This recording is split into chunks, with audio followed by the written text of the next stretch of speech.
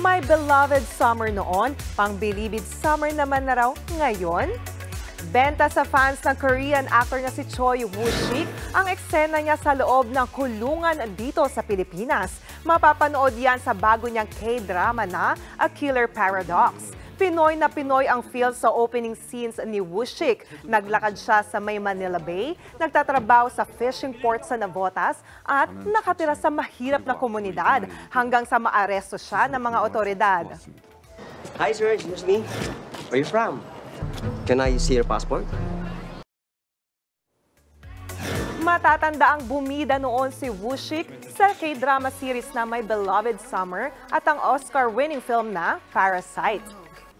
Mga kapatid, Jania Lipon po, laging maging updated sa latest sa entertainment and lifestyle para maging una sa balitaan. Bisitahin at mag-subscribe na sa social media pages ng News 5.